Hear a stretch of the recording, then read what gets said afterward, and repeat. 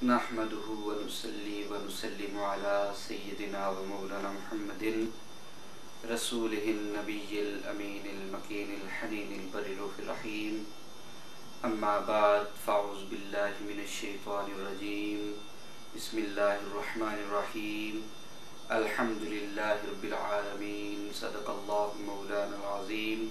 मौलाय सल्लि व सल्लिम दाइमन अबदा अला हबीबिका खैरिल खल्क़ि कुल्लिहिम। मुअज़्ज़ज़ सामीन व हाज़रीन व नाज़रीन, अल्हम्दुलिल्लाह आज हम ख़वातीन विमेन के राइट्स के बारे में बात कर रहे हैं। इस्लाम ने औरतों को कौन कौन से हुकूक से नवाजा है। जिस तरह हम पहले बच्चों के हुकूक पर बात कर चुके हैं, बुज़ुर्गों के हुकूक पर बात कर चुके हैं, उम्र रसीदा अफराद और माजूर अफराद के हुकूक पर हम बात कर चुके हैं, उसी तरह आज हम ख़वातीन के हुकूक पर बात करते हैं। इसमें हो सकता है हमें 2-3 नशिस्तें दरकार हों ख़वातीन के हुकूक के बारे में बात करने के लिए। उम्मीद है कि आप हमारा साथ देंगे। इस्लाम इंसानियत के लिए तकरीम, वक़ार और हुकूक के तहफ़्फ़ुज़ का पैगाम लेकर आया है। और इस्लाम से क़बल आप जानते हैं माशरे का हर कमज़ोर तबका ताकतवर के आगे सर झुकाए हुए था, सरनगी था, ज़ेरे नगी था। दूसरे लफ्ज़ों में माशरे में ख़वातीन की जो हालत थी वो सबसे ज़्यादा नागुफ्ताह बिह थी। का मतलब कि उनकी हालत ऐसी खस्ता और ऐसी परेशान कुन हालत थी कि उसे बयान करना भी मुनासिब मालूम नहीं होता। तारीख़ इंसानी में औरत और तकरीम ये 2 अलग-अलग हकीकतें रही हैं कि जहाँ लफ्ज़ औरत आया वहाँ तकरीम नहीं, और अगर तकरीम है तो वहाँ पर औरत उससे मुराद नहीं है। कदीम यूनानी फ़िक्र जो था उससे प्रेजेंट मगरबी थिंकिंग पावर जो है वो यही एक हमें तसलसल, एक कंटिन्यूटी नज़र आती है। यूनानी रिवायात के मुताबिक पेंडोरा एक खातून थी जिसने एक प्रोहिबिटेड और ममनुआ संदूक को खोलकर इंसानियत को ताउन और गम का शिकार कर दिया। आप जब मिथ्स पढ़ते हैं, आप जब किसी भी कौम की तारीख का मुताला करते हैं तो वहाँ पर आपको एक पेंडोरा नामी खातून नज़र आएगी। आप इसको गूगल कर सकते हैं, पेंडोरा PANDORA। उसने ममनुआ संदूक खोलकर इंसानियत को ताउन और गम का शिकार कर दिया। इब्तिदाई रोमन लॉ जो था उसमें भी औरत को मर्द से कमतर करार दिया गया था। इब्तिदाई ईसाई रिवायत भी इसी तरह के अफकार की हामिल थी। Saint Jerome JEROME saint Jerome ने कहा, women is the gate of the devil, the path of wickedness, the sting of the serpent, in a word of perilous object. मगरब में औरत को अपने हुकूक के हुसूल के लिए एक बहुत लंबा और जाँ गुसल जिद्दोजहद से गुजरना पड़ा। उसे अपनी आज़ादी के लिए बहुत बढ़िया कुर्बानियाँ देनी पड़ी हैं। नोई इम्तियाज़ के ख़िलाफ़ औरत के एहतजाज का अंदाज़ा हुकूक निस्वां के लिए जो तंजीमें जिद्दोजहद कर रही हैं, औरत के लिए उन्हें वुमेन WOMYN वुमेन की इस्तिलाह के लिए इस्तेमाल होता है, जो उन्होंने जेंडर डिस्क्रिमिनेशन से औरत को आज़ाद करने के लिए इस्तेमाल किया। मुख्तलिफ अदवार में औरतों के जो राइट्स हैं उनके लिए जिद्दोजहद करने वाली ख़वातीन में 1820 से लेकर 1906 तक सूजन बी एंथनी का नाम नमाया है, जिसने नेशनल वुमेन्स सफरेज एसोसिएशन कायम की और उसे 1872 में सिर्फ इस जुर्म की वजह से कि इसने सदारती इंतखाब में वोट का हक इस्तेमाल करने की कोशिश की थी, इस खातून को जेल जाना पड़ा, सिर्फ इस वजह से कि इसने प्रेसिडेंट सिलेक्शन में हिस्सा लेना चाहा था। सदियों की जिद्दोजहद के बाद 1961 में, आप भी जानते हैं ब्रिटिश नेशनलिटी लेने के लिए आप पूरी उनकी तारीख भी पढ़नी पड़ती है, और वो लाइफ इन द यूके एक पूरी बुक है जिसे याद करना पड़ता है। तो आपको बहुत सारी बातें उसमें नहीं मिलती, लेकिन उसके अलावा और भी उनकी तारीख में बहुत सारी बातें हैं जिनको जाना जाता है।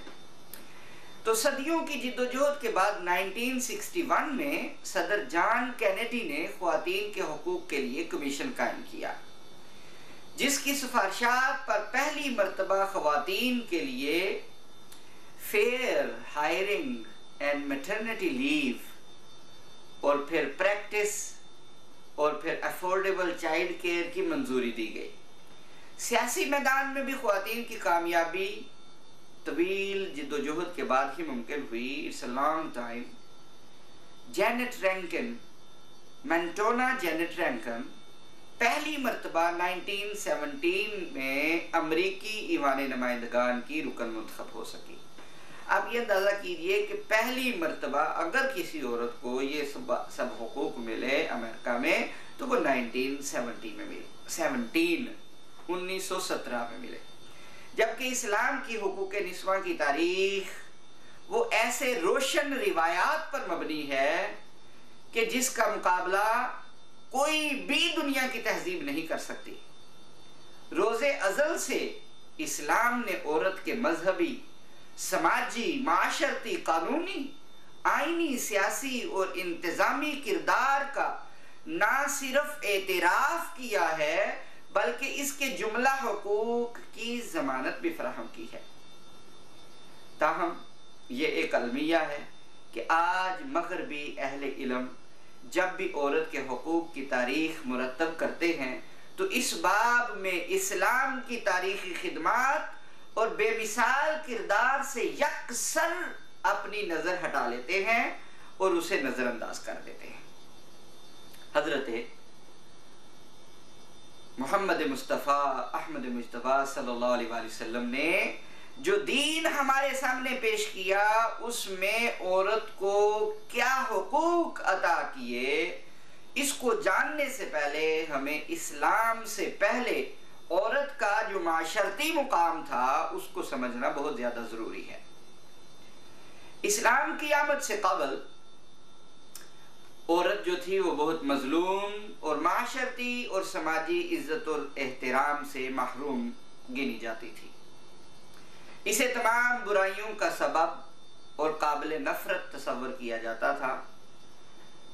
अहले अरब की औरत से इस बदतरीन रवैये को बयान करते हुए अल्लाह तबारक व तआला ने कुरान हकीम में इरशाद फरमाया, वयजअलून लिल्लाहि मा यकरहून, सूरह अन-नहल में, और वो अल्लाह के लिए वो कुछ यानी बेटियां ठहराते हैं जिसे वो खुद नापसंद करते हैं। बेटियों को अहले अरब माशरे में नापसंद करते थे तो अल्लाह ताला ने कहा कि वो कहते हैं अल्लाह की बेटियां हैं, वयजअलून लिल्लाहि मा यकरहून, और वो अल्लाह के लिए वो कुछ बनाते हैं जिसे वो अपने लिए पसंद ही नहीं करते। यानी कुफारे मक्का अल्लाह की बेटियां होने का अकीदा रखते थे। दूसरी रिवायत में आता है वयजअलून लिल्लाहिल बनाति सुब्हानहू वलहुम मा यश्तहून, और ये लोग खुदा के लिए तो बेटियां तजवीज़ करते हैं, अल्लाह के लिए तो बेटियां तजवीज़ करते हैं, हालांकि वो उनसे पाक है, और अपने लिए वो जो चाहें यानी बेटे। यानी ये लोग फरिश्तों को अल्लाह ताला की बेटियां होने का अकीदा रखते थे, जबकि इन्हें खुद बेटियां पसंद न थी बल्कि वो तो बेटे पसंद करते थे। कुरान हकीम की इन आयात से वाज़ेह है कि ज़माना जाहिलियत में औरत का मर्तबा नापसंदीदा था, वो मजलूम और सताई हुई थी, और हर किस्म की बड़ाई और फजीलत वो सिर्फ और सिर्फ मर्दों के लिए थी, इसमें औरतों का हिस्सा ना था।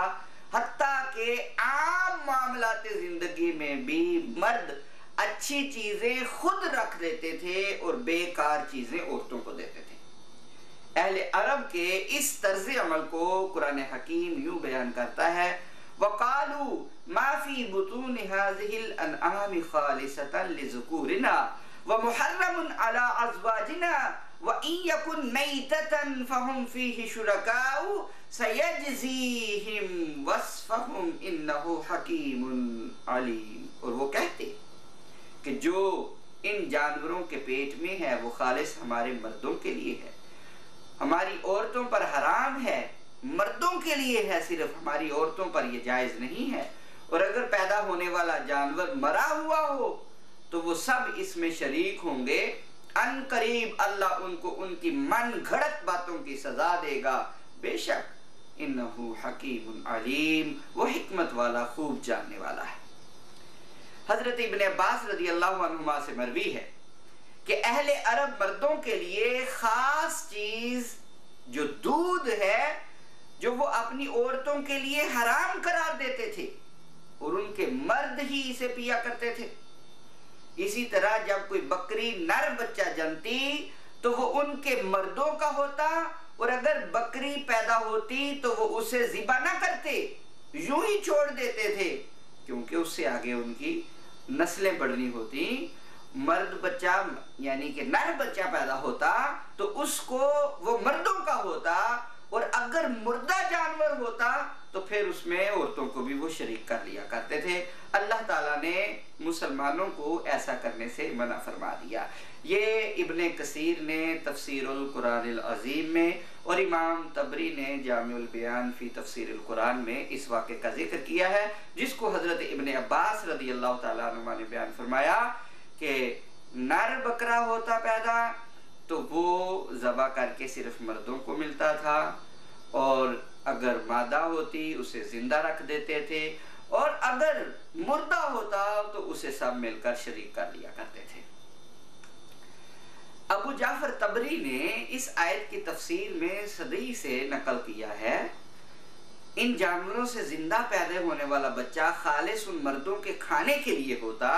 फहाज़िहिल इनआम मा वुलिदा मिनहा मिन हय्यिन फहुवा खालिसुन लिर्रिजाल दून निसा। वो औरतों के लिए होता ही नहीं था, औरतों के लिए हराम होता था, और मुर्दा पैदा होने वाले बच्चे को मर्द और औरत सब खाते, इस तरह वो मर्दों को तरजीह दिया करते थे। व इम्मा मा वुलिदा मिन मैय्यतिन फयाकुलुहु रिजालु वन निसा, उसे औरतें भी खाती, उसे मर्द भी खाते अगर वो बच्चा मुर्दा पैदा होता। तो आपने देखा कि मर्दों को वो किस अंदाज से उस माशरे में तरजीह देते थे, और इसको इमाम तबरी ने, इमाम कुर्तबी ने और बहुत सारे लोगों ने इसको, इमाम बुखारी ने भी हत्ता के तारीखुल कबीर में इस बात का जिक्र किया है, और इमाम शाफी ने अल-उम्म, इमाम मालिक ने भी इसको जिक्र किया है अल-मुदव्वनतुल कुबरा में। खैर ये तो माशरती हालत थी, लेकिन इससे भी बढ़कर जो खवातीन के साथ और जो नौमौलूद, जो न्यूबॉर्न चिल्ड्रन होते थे, उनके साथ जो सलूक किया जाता, यानी फीमेल्स बच्चियों के साथ जो सलूक किया जाता, वो भी बहुत ही अंदोहनाक था। दौरे जाहिलियत में मुशरिकीन औरत को किसी रुतबे और मुकाम का अहल न समझते थे, इसलिए वो लड़की पैदा होने पर गुस्सा होते, हालांकि वो ये जानते थे कि निज़ामे कायनात के तहत शादियों के लिए लड़की की पैदाइश जरूरी है। ये निज़ामे कायनात चल ही तब सकता है कि अगर लड़की भी पैदा हो। इसके बावजूद इस निज़ाम के खिलाफ इस हद तक चले जाते कि अपनी बेटियों को जिंदा दफन कर दिया करते थे। कुरान करीम में इन कौमों के तर्ज अमल के खिलाफ अल्लाह रब्बुल इज़्ज़त ने आयत नाजिल की कि जब उनके यहाँ किसी बच्ची की विलादत होती है तो तो वो गजबनाक होते हैं। कुरान करीम ने इस कबीह आदत को इस तरह बयान फरमाया है, व इज़ा बुश्शिरा अहदुहुम बिल उन्सा ज़ल्ला वजहुहु मुस्वद्दन व हुवा कज़ीम यतवारा मिनल कौम मिन सूइ मा बुश्शिरा बिही अयुमसिकुहु अला हूनिन अम यदुस्सुहु फित तुराब अला साअ मा यहकुमून। और जब उनमें से किसी को बच्ची की विलादत की खबर दी जाती, आके बताया जाता कि तुम्हारे यहाँ बच्ची पैदा हुई है, तो उसका चेहरा स्याह पड़ जाता और वो गुस्से में घटता जाता है और वो अपने आप सोचता कि इस बुरी खबर की आर की वजह से वो कौम से छुपता फिरता है। वो सोचता है क्या इसको जिल्लत की हालत में लिए फिरे, यानी अपने आप को हमेशा जलील समझकर जिंदा रहने दे, या जमीन में इसको जिंदा दफन कर दे। खबरदार, अला साअ मा यहकुमून, कितना बुरा ख्याल है जो वो करते हैं। लड़कियों को जिंदा दफन करने की रस्म कबीह को कुरान हकीम दूसरे मुकाम पर इस तरह बयान करता है, व इज़ल मौऊदतु सुइलत बिअय्यि ज़ंबिन कुतिलत। और जब जिंदा दफन की गई लड़की से पूछा जाएगा कि इसे किस जुर्म में कत्ल किया गया। इब्ने कसीर ने हजरत कैस बिन आसिम का वाकया बयान किया है कि कैस बिन आसिम रसूलुल्लाह सल्लल्लाहु अलैहि वसल्लम की खिदमत में हाजिर हुए और अर्ज किया, या रसूल अल्लाह, मैंने अपनी बेटियों को ज़माना जाहिलियत में जिंदा दफन कर दिया था। आपने फरमाया कि हर बेटी की तरफ से एक गुलाम आजाद करो। उन्होंने कहा, या रसूल अल्लाह, मैं बहुत से ऊंटों का मालिक हूं। आपने फरमाया तो हर बेटी की तरफ से एक ऊंट की कुर्बानी दो। एक रिवायत के मुताबिक उन्होंने ज़माना जाहिलियत में अपनी 8 बेटियों को जिंदा गाड़ दिया था। आपने फरमाया, अगर तू चाहे तो हर लड़की के बदले एक ऊंट कुर्बान कर दे। एक ऊंट हर लड़की के बदले कुर्बान कर दे। और एक और रिवायत में है कि उन्होंने 12 बेटियों को जिंदा गाड़ने का जिक्र किया, तो आपने उन्हें हर एक के बदले एक गुलाम आजाद करने की तलकीन फरमाई। यानी ज़माना जाहिलियत में लोग लड़कियों को आर, जिल्लत या फक्र के डर से जिंदा दफन कर देते थे। इसको इमाम तबरी ने, इमाम कुर्तबी ने, इमाम शाफी ने, इमाम बेहकी ने, इब्ने हज़म ने, इन तमाम अहबाब ने इस वाक़े को जिक्र किया है। अल्लाह ताला ने कत्ल इंसानी की मुमानत का हुक्म दिया। अल्लाह ताला ने इरशाद फरमाया, कुल तआलू अत्लु मा हर्रम रब्बुकुम अलैकुम अल्ला तुश्रिकू बिही शैया व बिल वालिदैनि इहसाना वला तक़्तुलू औलादकुम मिन इमलाक नहनु नर्ज़ुकुकुम व इय्याहुम वला तक़रबुल फ़वाहिश मा ज़हरा मिन्हा व मा बतना वला तक़्तुलुन नफ़्सल्लती हर्रमल्लाहु इल्ला बिल हक़्क़ ज़ालिकुम वस्साकुम बिही लअल्लकुम ताक़िलून। सूरह इनाम में इरशाद फरमाया, आप उनसे कहिए कि आओ मैं तुमको वो चीजें पढ़कर सुनाऊं जो तुम्हारे रब ने तुम पर हराम की हैं। वो ये कि अल्लाह के साथ किसी को शरीक मत ठहराओ, अपने बाप के साथ एहसान किया करो और अपनी औलाद को फक्र के डर से कत्ल न किया करो। हम तुम्हें और उनको रिस्क देंगे और बेहयाई के काम जाहिर हो या पोशीदा इनके पास न जाना और किसी जान को जिनके कत्ल को खुदा ने हराम कर दिया है कत्ल न करना मगर जायज तौर पर। इन हाथों की इन बातों की वो तुम्हें ताकीद करता है ताकि तुम अक्ल से काम लो। तो आपने देखा कि ज़मानाए जाहिलियत में इस्लाम से पहले खातून के साथ, बच्ची के साथ कैसा नारवा सुलूक किया जाता था। अब चूंकि हमने वीमेन राइट्स की बात करनी है तो हम पहले उस नक्शे को खींचना चाहते हैं कि जहां पर औरत के हुकूक को पामाल किया जाता था वहां पर इस्लाम ने आकर किस तरह खवातीन को हुकूक अता कर दिए। ज़माना जाहिलियत में, इग्नोरेंस टाइम में, जो शादी के मुख्तलिफ तरीके हुआ करते थे। शादी जो ख़ानदानी ज़िंदगी के क़याम का, कंटिन्यूटी का एक ज़रिया है, अहले अरब उनके यहाँ उसूल और ज़वाबित से आज़ाद था। अहले अरब के यहाँ शादी का कोई उसूल नहीं था जिसमें औरत की इज्जत और रस्मत और इफ़्फ़त और तकरीम का कोई तसव्वुर कार फरमा न था। अहले अरब में शादी के चंद तरीके थे जो मैं आपके सामने आज बयान करने लगा हूँ, और उम्मीद है कि आपको ये सुनकर आपकी मालूमात में ज़रूर इजाफा होगा। पहला तरीका था ज़वाजुल बऊला। ये निकाह अरब में बहुत आम था। इसमें यह था कि मर्द एक या बहुत सी औरतों का मालिक होता। बऊलत जो है, खामद होना से मुराद मर्द का औरतें जमा करना था।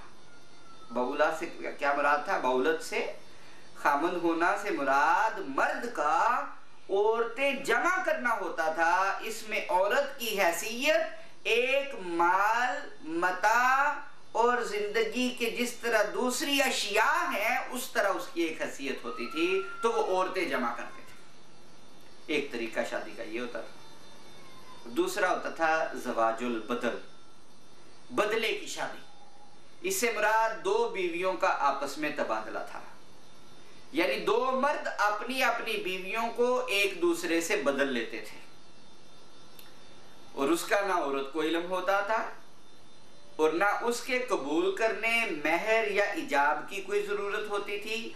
बस दूसरे की बीवी पसंद आने पर एक मुख्तसर सी मजलिस में कि यार मुझे तुम्हारी बीवी पसंद है, उसने कहा मुझे तुम्हारी पसंद है, बस दोनों ने आपस में बदला कर दिया।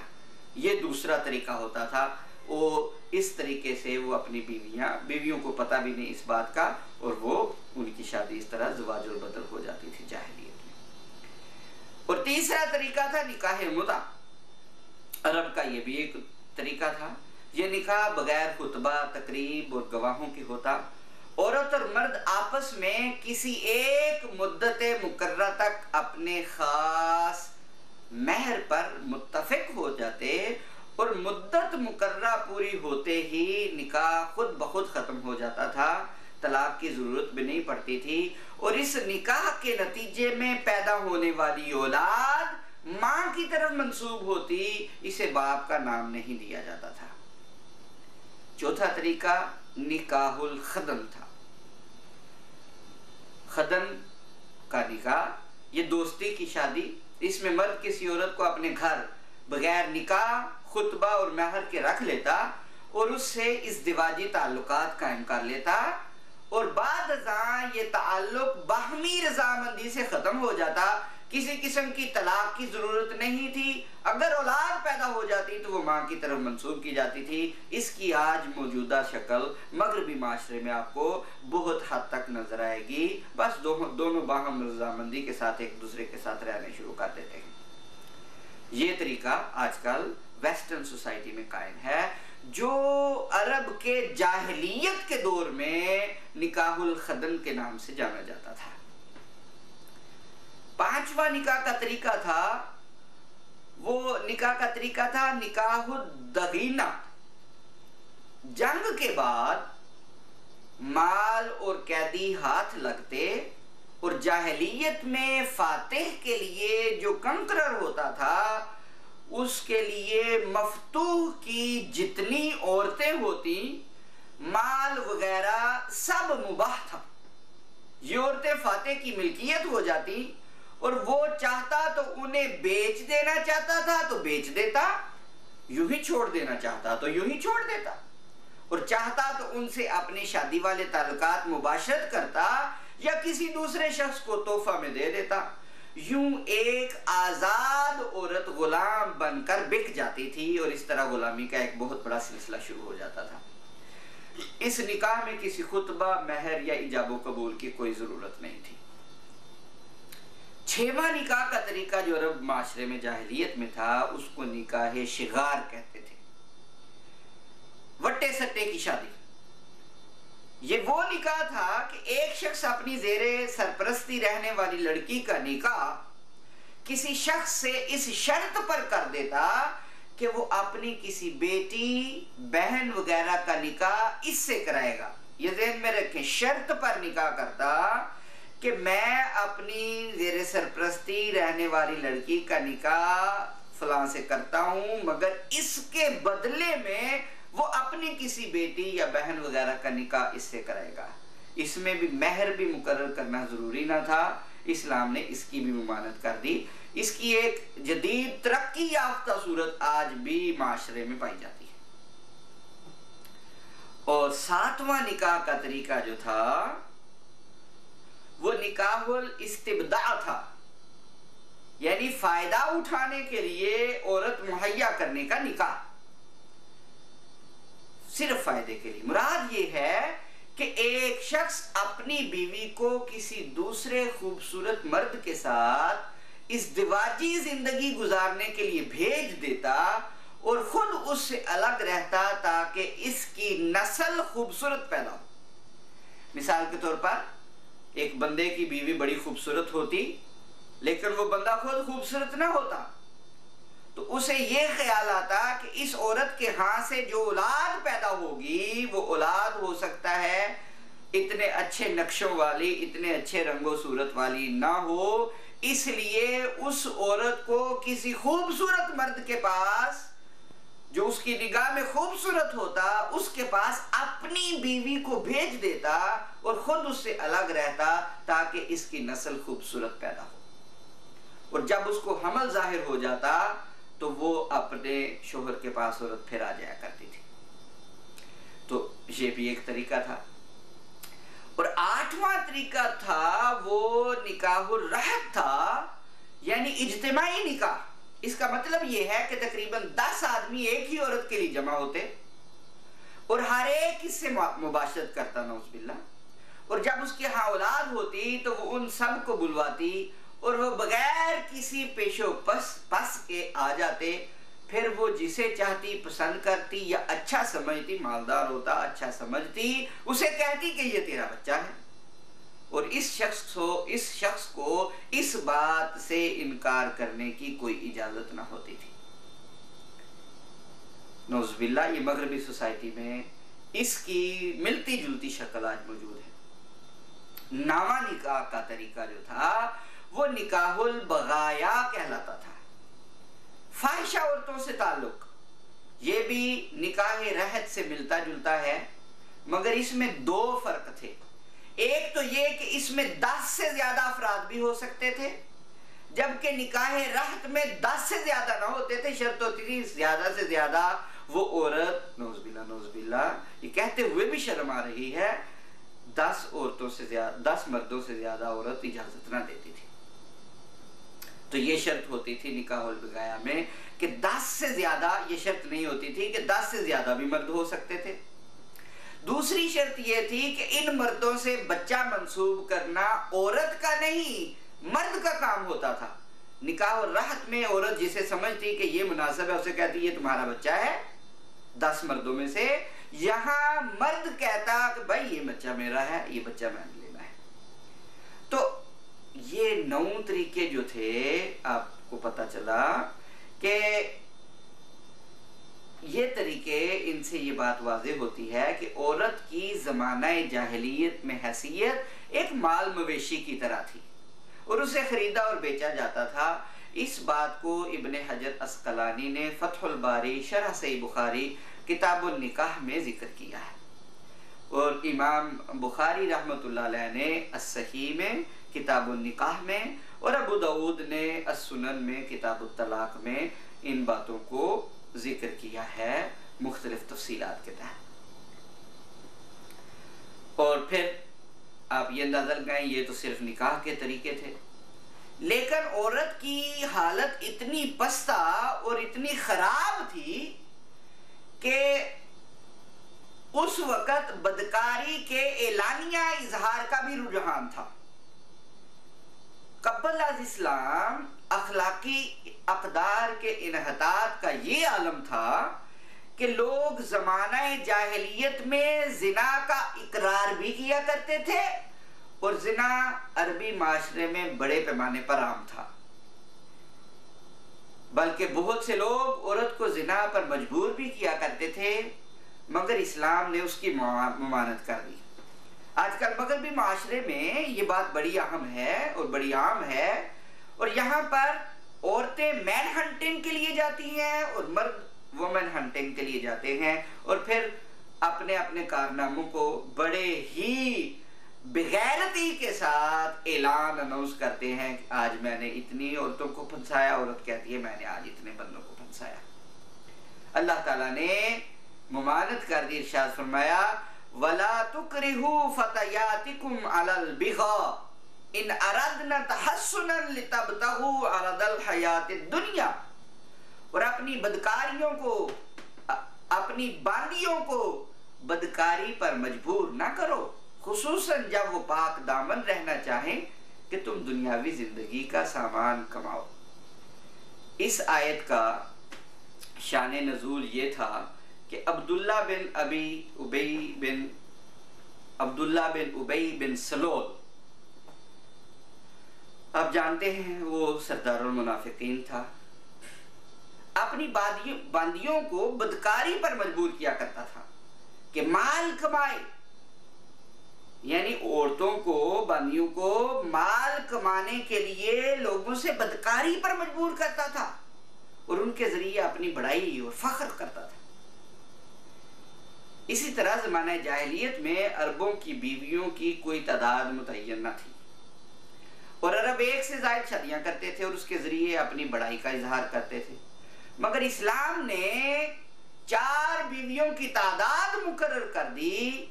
इसी तरह इस्लाम ने जो 4 बीवियों की जो तादाद मुकर्रर की उसमें कुछ शराइत भी रखी, सिर्फ तादाद ही मुकर्रर नहीं की बल्कि उनमें शराइत रखी। इरशाद बारी ताला है, अल्लाह रब्बुल इज्जत ने इरशाद फरमाया व इन खिफ्तुम अल्ला तुक़सितू फिल यतामा फनकिहू मा ताबा लकुम मिनन निसाई मसना व सुलास व रुबा फ़इन खिफ्तुम अल्ला तादिलू फवाहिदा औ मा मलकत ऐमानुकुम ज़ालिका अदना अल्ला ताऊलू। सूरह अन-निसा में इरशाद फरमाया अगर तुमको इस बात का अंदेशा हो कि तुम यतीम लड़कियों के बारे में इंसाफ न कर सकोगे और औरतों से जो तुमको पसंद हो निकाह कर लो, 2-2 औरतें से, 3-3 औरतों से या 4-4 औरतों से, मगर ये इजाजत अदल से मशरूत है। बस अगर तुमको एहतिमाल हो कि अदल ना रखोगे तो फिर एक ही औरत से निकाह करो या जो कनीज़े शरअन तुम्हारी मिल्क में हो। ये बात इससे करीब तर है कि तुमसे जुल्म ना हो। ज़माना जाहिलियत में औरत को कोई हुकूक नहीं थे और उसको कोई भी शय ओन करने का हक नहीं था। ज़माना जाहिलियत में औरत को किसी शय की मालिक बनने का हक हासिल न था। औरतों को कोई विरासत न मिलती थी, सिर्फ मर्दों को वारिस बनने का हक हासिल था। इस पर उनकी दलील ये थी कि वो हथियार उठाते हैं, कबीलों का दिफा करते हैं और इस माशरे में औरतों को महज मीरास से, इनहेरिटेंस से महरूम करने पर इक्तिफा नहीं किया गया बल्कि वो औरत को भी विरासत में सामान की तरह बांट दिया करते थे। किसी का बाप फोत हुआ, उसकी 6-7 बीवियां, 10-15 बीवियां या जितनी भी उस दौर में होती, उनको बच्चे अपने अंदर तकसीम कर लिया करते थे, यानी अपनी माओ को। हजरत इब्ने अब्बास रज़ी अल्लाहु अन्हुमा से मरवी है कि जब औरत का शोहर मर जाता तो शोहर के वरासा इस औरत के हकदार होते। अगर वो चाहते तो इसमें से कोई इससे शादी कर लेता था या जिससे चाहते उससे उसकी शादी करवा देते और चाहे तो ना कराते। इस तरह औरत के ससुराली उसके मेकवे वालों से ज्यादा इस पर हक रखते थे। इस पर अल्लाह ताला ने यह आयत नाज़िल फरमा दी, या अय्युहल्लज़ीना आमनू ला यहिल्लु लकुम अन तरिसुन निसाअ करहा वला तअदुलूहुन्ना लितज़हबू बिबादि मा आतैतुमूहुन्ना।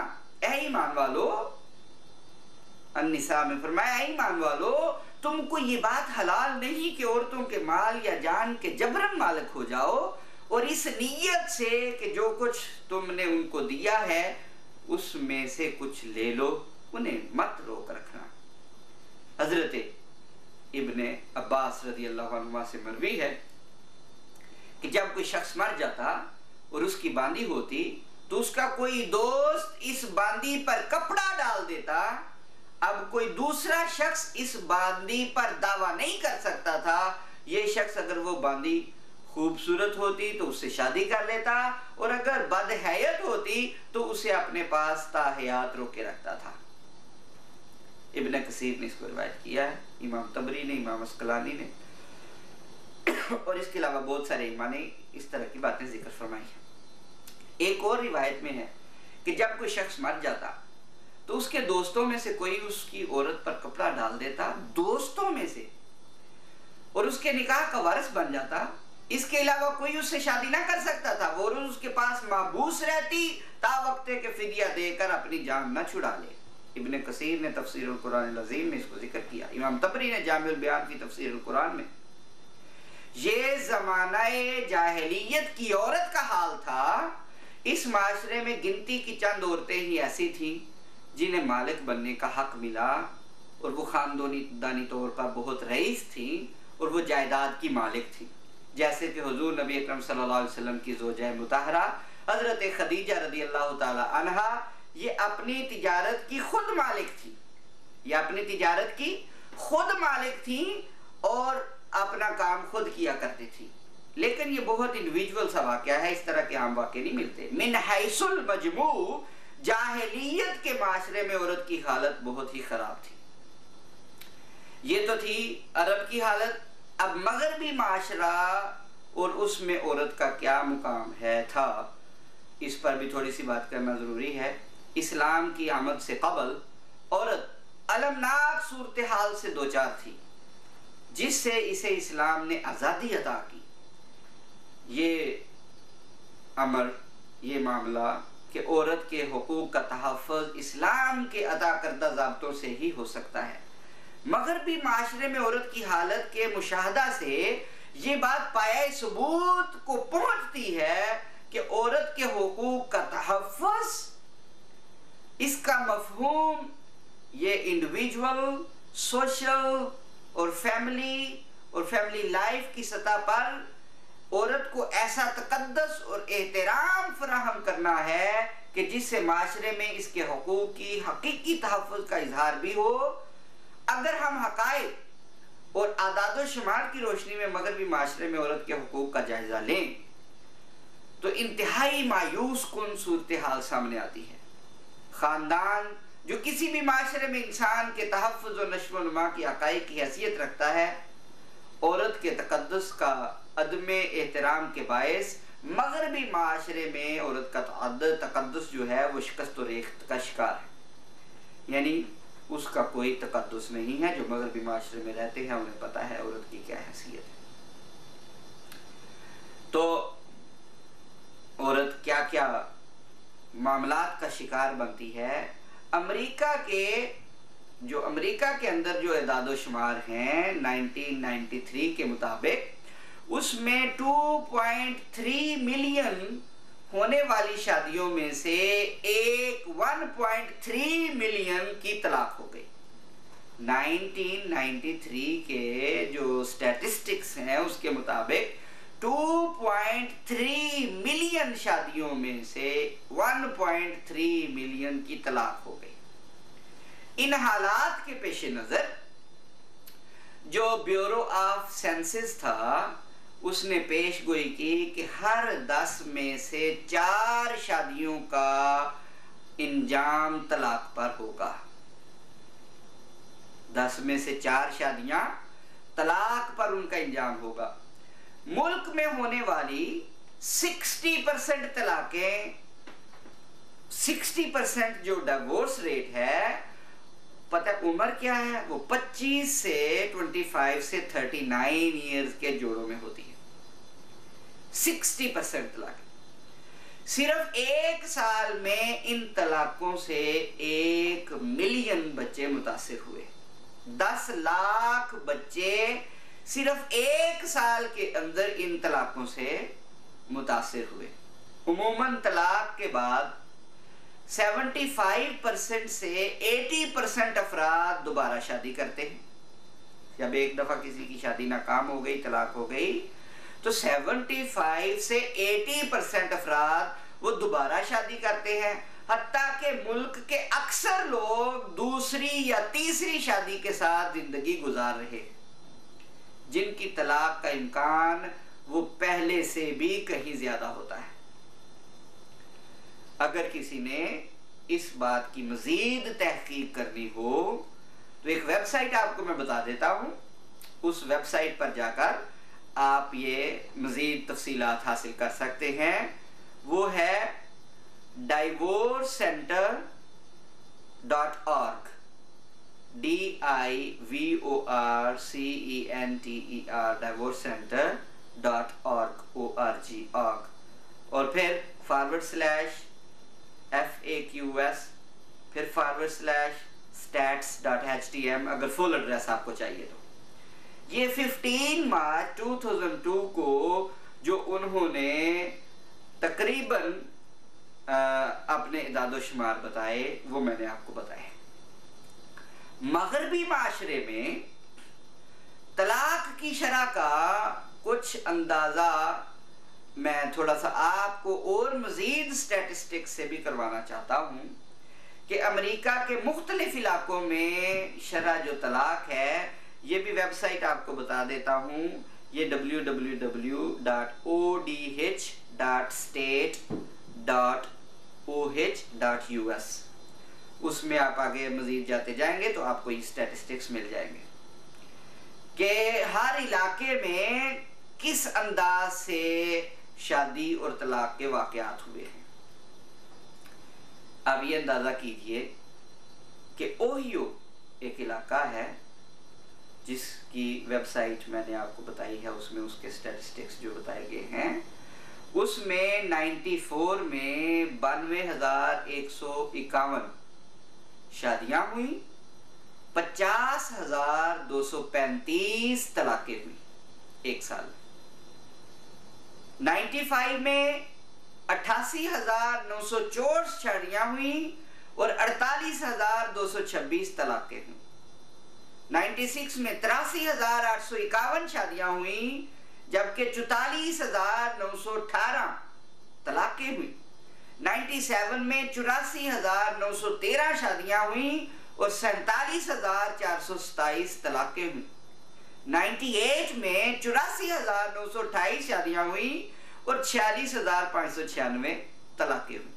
ये सिर्फ एक इलाके की आपको बात बताई। और अगर आप फ्रैंकलिन में देखें, 94 में वो 8,888 शादियां हुई और 5,194 उसमें तलाकें हो गए। तो सामीन मोहतरम, ये ज्यादा बताने की इसलिए भी जरूरत नहीं, वैसे बहुत सारी मियामी है, हैमिल्टन है, मोंटगमरी है, रिचलैंड है, वाशिंगटन है, इन सब की बात वाशिंगटन की थोड़ी सी सुन लें कि उसमें 611 शादियों में से 300 तलाकें, 575 शादियों में 329 तलाकें, 598 शादियों में 328 तलाकें और 97 में 581 शादियों में से 317 तलाकें। ऑस्ट्रेलिया में, ये मगरबी माशरे की तस्वीर आपके सामने मैं सिर्फ रख रहा हूं कि मगरबी माशरे में 1,06,100 शादियों में से 52,500 तलाक पर नतीजा निकला। क्यूबा में, ये 1996 की बात कर रहा हूँ, सिर्फ एक साल की उन्होंने स्टैटिस्टिक्स जो दी है, और डिवोर्स जो मैंने आपको बताया था, ये वो डिवोर्स सेंटर था। ये एक अलग वेबसाइट है, इसका नाम है divorcemag.com, divorcemag.com। तो यहाँ पर क्यूबा में तलाक की शरह 75% है। फ्रांस में 1,17,716 तलाकें हुई, जिनमें से 95% का मुतालबा यही था कि ख़वातीन ने खुद मुतालबा किया कि वो तहफ़्फ़ुज़ का शिकार, तहफ़्फ़ुज़ उनको फराहम नहीं है, अदम तहफ़्फ़ुज़ का शिकार। जो मगरबी सोसाइटी औरत को इतनी आज़ादी दे रही है और कह रही है कि हमने मुकम्मल आज़ादी दी है, आप फ्रांस में अंदाजा लगाएं कि 1996 में 1,17,716 तलाकें हुई, जिनमें से 95% ने ये कहा कि उनको तहफ़्फ़ुज़ नहीं है और वो महफूज अपने आप को महफूज महसूस नहीं करती। स्कॉटलैंड में 29,611 शादियों से 12,222 तलाक का शिकार हुई। स्विट्जरलैंड में 38,500 शादियों से 17,800 तलाक का शिकार हुई। तो ये सारी बातें मैं क्यों बता रहा हूं? सिर्फ आपकी इंटरेस्ट के लिए कि स्टैटिस्टिकल एब्स्ट्रैक्ट ऑफ यूएसए के मुताबिक अमेरिका की मुख्तलिफ रियासतों में शरह तलाक हर आने वाले साल में पिछले साल से इजाफा हो रहा है। तलाक की इस अंदोहनाक सूरत हाल से मुतासिर होने वाले अफराद की अक्सरियत का ताल्लुक नौजवानों से है, मगर 1998 में होने वाली तलाकों में 11.8% जो ख्वातीन थी वो 20 साल से कम थी और 55.7% ख्वातीन 20 से 29 साल के दरमियान थी, जबकि 25.8% ख्वातीन 30 से 44 साल के दरमियान और 6.8% ख्वातीन 45 साल से ज़ायद उम्र की। और हर आने वाले साल में शरह तलाक हमेशा आगे ही आगे बढ़ती जा रही है। मगरबी माशरे के खानदान और ख़ानदानी ढांचे की ये शिकस्त की एक मिसाल है। ख़ानदानी जो उनका सोशल फैमिली सिस्टम है वो शिकस्त खा चुका है। और इतनी अबतर सूरत हाल को बयान करते हुए लॉस एंजल्स टाइम्स ने अपनी 27 मई 1996 की इशाअत सफ़ा A16 में लिखा कि 1994 में 1.2 मिलियन अमरीकी शादियां तलाक का शिकार हुई, जो 1960 की तादाद का 3 गुना। 1960 में जो तादाद थी 3 टाइम्स मोर 1996 में तलाकें हुई। तलाक की इतनी बुलंद शरह के असरात सिर्फ नौजवानों पर ही नहीं बल्कि बच्चों पर भी नुमाया है। अब जिसका छोटा सा साल का बच्चा हो, साल के बाद लड़ाई करके अदम तहफ़्फ़ुज़ का शिकार होकर तलाक हो गई, तो आप अंदाजा लगाइए कि कितने ज्यादा बच्चे उन तलाकों के ज़ेरे असर आ जाते हैं और वो परेशानी का शिकार होते हैं। National centre for health statistics जो हैं 1988 के जायजे के मुताबिक सिंगल पेरेंट्स जो हैं, खानदान यानी तलाक याफ्ता और बगैर शादी के बनने वाले वालिदैन के बच्चे अदम दिलचस्पी के बायस स्कूल की तालीम से बिल्कुल महरूम रहते हैं। और लड़कियां जिंदगी की दूसरी दहाई में ही यानी 12 या 13 साल की होती हैं तो वो हामिला हो जाती हैं, प्रेग्नेंट हो जाती हैं, जबकि अक्सरियत वो बच्चे मनशियात का, ड्रग्स का शिकार हो जाते हैं। अगर किसी ने इसको भी देखना हो तो ये भी डावोस स्टैटिस्टिक्स की तरह इसकी भी वेबसाइट मौजूद है, आप उसमें भी देख सकते हैं। ये cavalrychapel.com, उसमें इसके स्टैटिस्टिक्स हैं।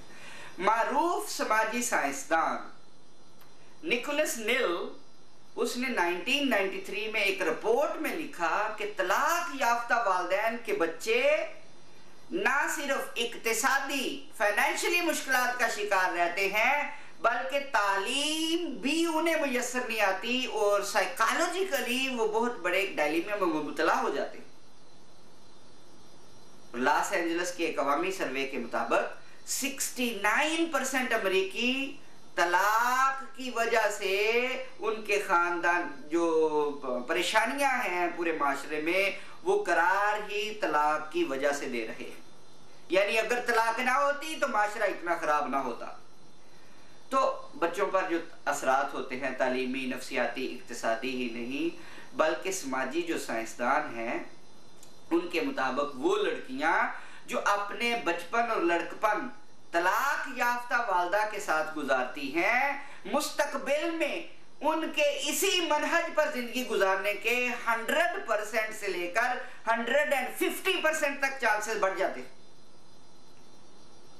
और मगरबी माशरे की औरत सिर्फ समाजी या माशरती सतह पर ही इन्हितात का शिकार नहीं, बल्कि जाहिरन माशी और इक्तिसादी आज़ादी के हामिल होते हुए भी कि उन्हें माशी तौर पर पैसे का कोई मसला नहीं है, उसके हामिल होते हुए पैसे के फरावानी होते हुए भी वो लोग इस माशरती जवाल का शिकार हैं।